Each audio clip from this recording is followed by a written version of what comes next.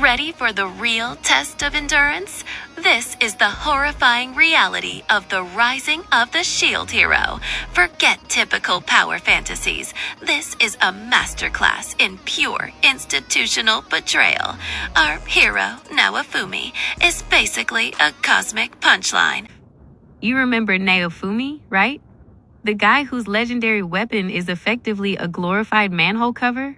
The guy who was summoned across space and time just to be the designated punching bag for a monarchy that clearly has a no common sense policy etched into its founding charter? The protagonist intro, a study in mediocrity. Let's really look at our hero. Meet Naofumi. He's a college sophomore, which is a polite way of saying he's a professional at procrastinating and eating instant noodles. He thinks he's completely normal. In the world of anime, normal is code for, I have the personality of a beige wall and I'm about to be hit by a truck or a magic book. He's in a library. He finds a book. He gets a paper cut, Destiny's way of saying this is gonna hurt, and poof, he's in a throne room. Now usually, when you're summoned to another world, you expect a fanfare, maybe some magical girl in a bikini, or at least a sword that glows. Instead, Naofumi looks down and sees he's holding a shield. Not a cool, spiked, I'll crush your skull shield. A dinner plate, a cosmic return to cinder sign strapped to his arm. And the king? King Altkray Melromark the 32nd? Let's be honest, the guy looks like he's smelling a particularly pungent blue cheese every time he looks at Naofumi. The judgmental tone starts the second the king realizes he can't use the shield hero for his recruitment posters.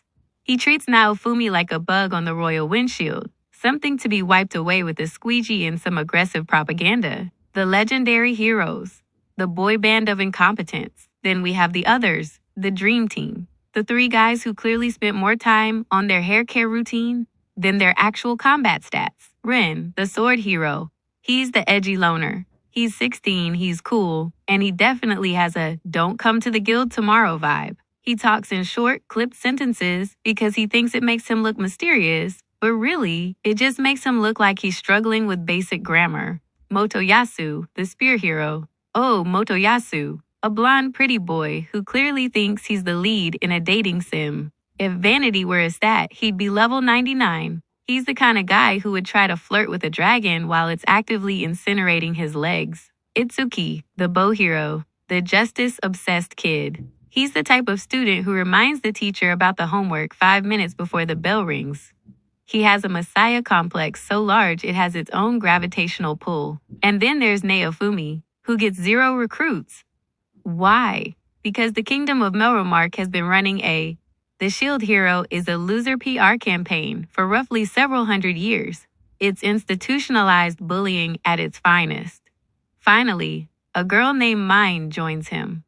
She's sweet, she's warm, she's friendly. Really?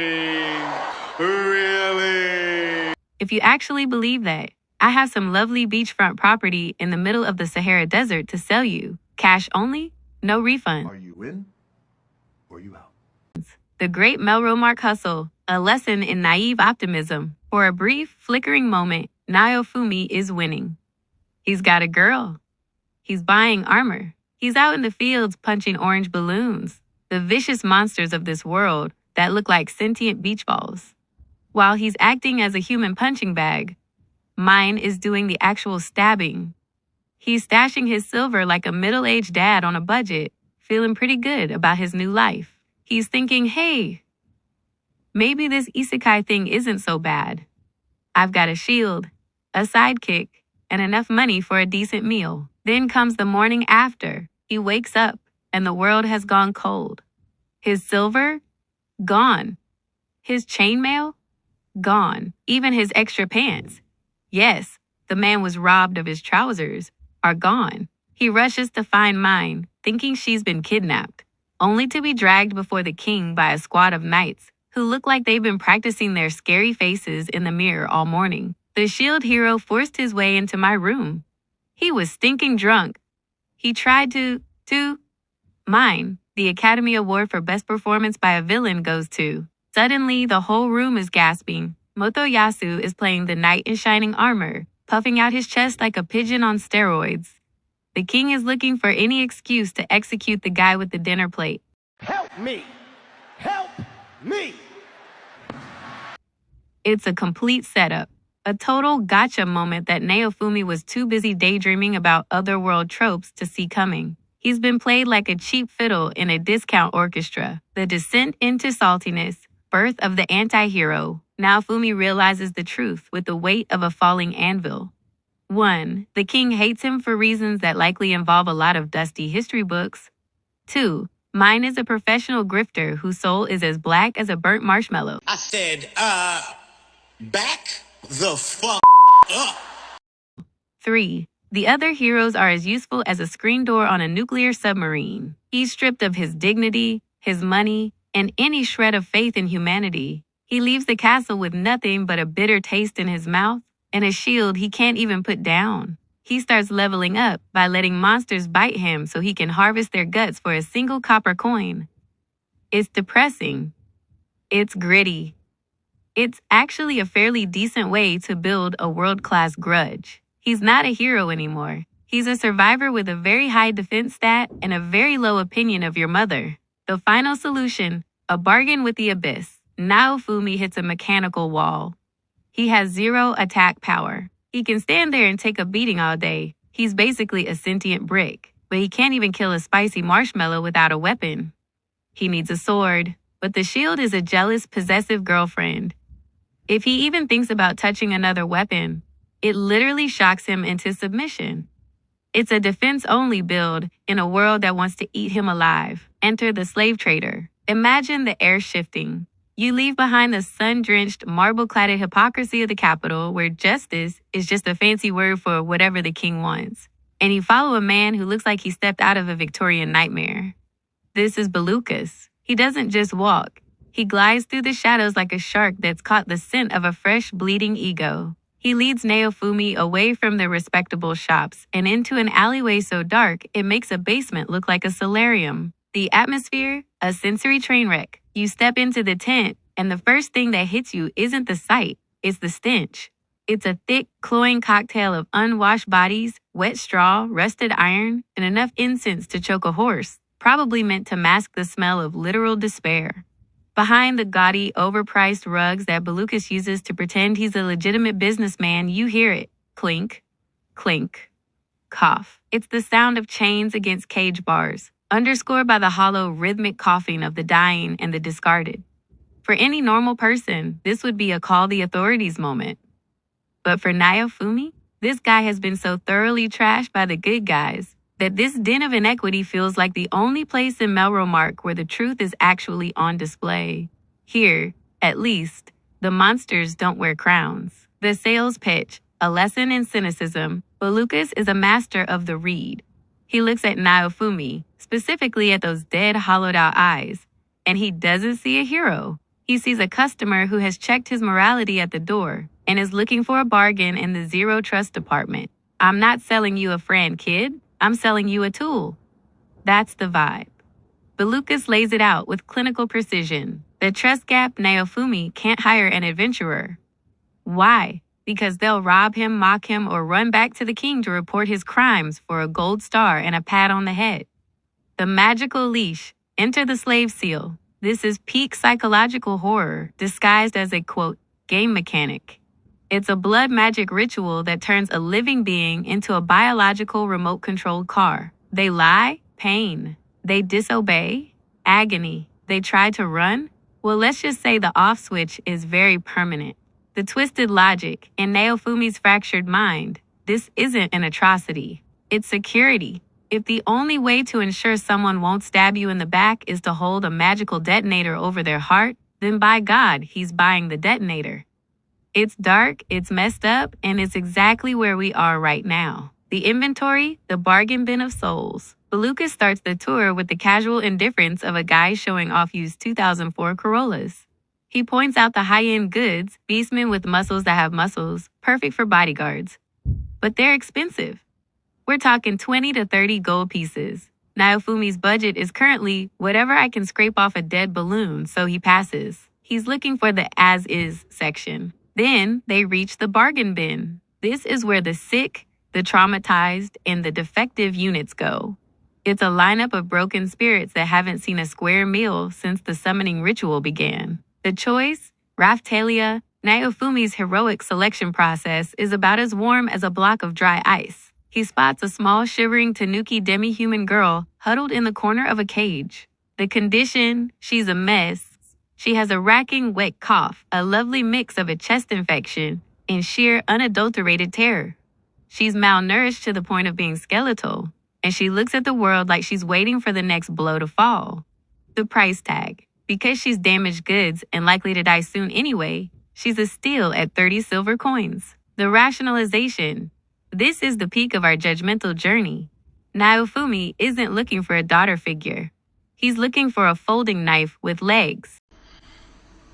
Wow. Let's just give me a second. Let me process that. He figures that as long as she can hold a blade and point it at something that isn't him, she's worth the silver. He's not adopting. He's outsourcing his violence. The ritual crossing the Rubicon. The scene concludes with a literal blood pact that makes your skin crawl. But Lucas takes a needle, draws a drop of Naofumi's blood, which is probably 90% salt at this point, and stirs it into the magical ink. He paints the seal onto the girl's chest, right over her heart. The seal ignites. A violent, toxic purple glow fills the tent as the magic sears itself into her flesh. She screams, a high, thin sound that should haunt anyone's dreams. And the camera? It stays on Naofumi's face. He doesn't flinch. He doesn't look away. He doesn't even offer a, sorry, kid. He just watches the light reflect in his eyes with cold, calculating indifference. He has his weapon. The world has its monster. The biological curveball, and the Lulicon theory. Fast forward 2 weeks. Naofumi and Raphtalia have been playing nature's janitor in the woods. Naofumi is busy feeding his shield everything from monster guts to probably his own discarded socks, unlocking a literal library of shields. Meanwhile, Raphtalia has pulled a biological fast one. She's gone from a shivering child to a fully grown young woman in the time it takes most people to finish a bag of rice. When they head to Erhard's blacksmith shop, the only guy in town who isn't a total tool, the blacksmith realizes Naofumi is completely blind to the change. Naofumi, in a masterclass of psychological projection, assumes that everyone noticing Raphtalia's new adult status is just a closet lolicon. The judgmental reality check. Naofumi is so emotionally stunted by his betrayal that he's essentially put a toddler filter over his vision. He takes her out to dinner and treats her like she's 5 years old, while Raphtalia sits there, likely wondering if she has to start wearing a I am an adult sandwich board just to get a decent conversation out of him. She's literally outgrown her clothes, and he's still trying to cut her steak for her. It's awkward. It's painful. It's Melrose Mark, the oh by the way information, while getting some custom barbarian armor because nothing says I'm the misunderstood anti-hero like fur, leather, and a general lack of hygiene. Naofumi mentions he has no idea how to find the next wave. Erhard drops a knowledge bomb so convenient it should have come with a tutorial pop-up, the red hourglass of the dragon's era. Apparently, there's a giant magical clock in the middle of town that counts down to the apocalypse and then teleports the heroes directly to the disaster zone. Imagine being summoned to save the world, being framed for a felony, and the king forgets to mention the giant teleporting doomsday clock in the town square. That's not just an oversight. That's the government actively rooting for the apocalypse.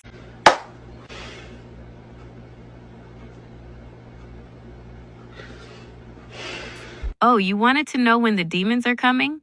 Sorry, we were busy printing more Shield Hero Sucks flyers. The high school reunion from hell. Naofumi goes to register at the tower and runs into the boy band of arrogance. Motoyasu, whose personality is essentially a, quote, how to get a restraining order manual, immediately starts hitting on Raphtalia. He tries to warn her about Naofumi, presumably between hair flips and checking his reflection in his own spear. Naofumi, rightfully disgusted, grabs his Tanuki partner and leaves before he uses his shield to bash some sense into the spear hero's handsome empty head. Right before the teleportation kicks in, Raphtalia delivers the I am your sword speech. It's a moment of pure, undying loyalty that Naofumi probably absorbs with the emotional depth of a damp sponge, but hey, it's the thought that counts. He's got a sword, she's got a cause, and the world has a countdown. The wave hits, priorities versus glory. The clock hits 0, and poof, they're in Ryut Village. The other 3 heroes see the boss monster and sprint toward it like it's a limited time sale at a designer outlet. They don't give a single, solitary damn about the village full of people currently being turned into bee food and zombie snacks. They want the loot. They want the XP. They want the cinematic finishing move. Now Fumi realizes that if he doesn't stay, the village becomes a graveyard. He and Raphtalia split up. Raphtalia becomes Much for making it this far. I really appreciate your support. If you enjoyed this, please consider leaving a like and comment part 2 if you'd like to see more about this anime.